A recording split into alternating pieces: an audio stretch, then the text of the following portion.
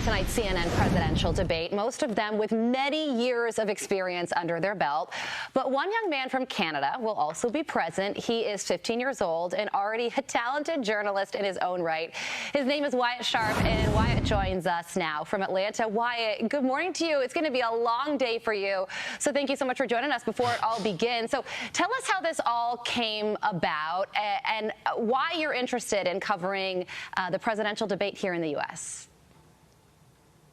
Yeah, really good to be with you, Carly. Thanks so much. I mean, in Canada in particular, our politics is very much kind of streamlined, so to speak, in the sense of whatever happens in the United States often has a way of kind of trickling down and impacting Canadian politics. And so as a result, a lot of Canadians are just as interested, if not more interested, in the American political scene. And so when the debate was announced, I kind of started reaching out to different contacts, whether it be networks or some of the people who actually work with CNN, asking if it would be a possibility. And people were very much welcoming to the idea. And so certainly it's going to be very interesting tonight, and there'll be a lot to watch for, that's for sure. Wyatt, when did your journalism career begin, and where did your interest in politics come from?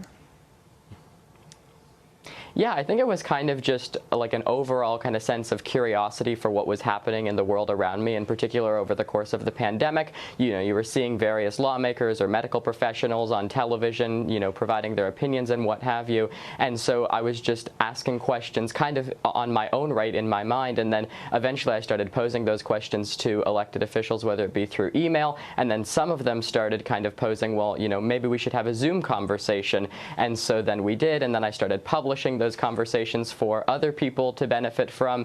And so it's certainly been a lot of fun, and I've gotten to talk to some very interesting people, and just being able to tell people stories. And, you know, not always is that super prominent people. Sometimes the people with the most meaningful stories are those who are, for example, maybe living in a local community where disaster has struck, or there's a lot of kind of examples, as you would know, that is just really trying to tell the story in the best way possible. That's so true. And I know that your goal is to cover politics from a nonpartisan lens, which is very much needed right now. So how do you think the debate tonight is going to go, and what are you looking out for?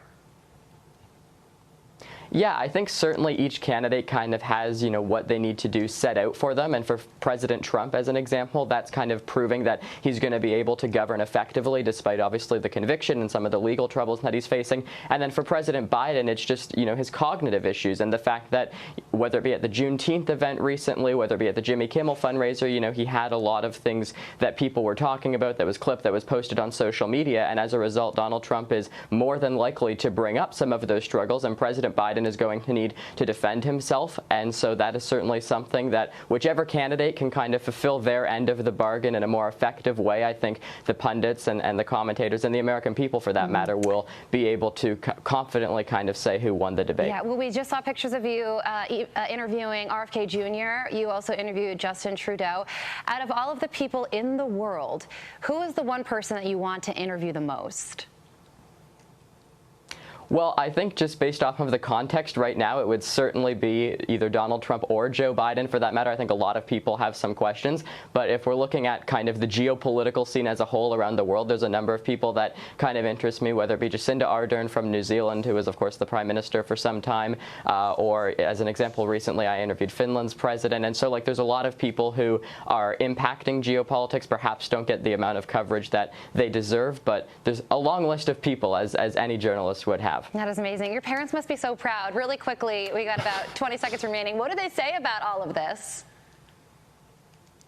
They're super supportive. You know, one question I often get is, are your parents interested in politics? Are your parents interested in journalism? They must be, in order for you to be doing what you do. But very much not the case, but they are still super supportive of everything I do, and always cheering me on. And so always appreciative of that. Wyatt, you're such a well-spoken 15-year-old with such a bright future ahead. We know that you're going to do a great job covering this debate tonight.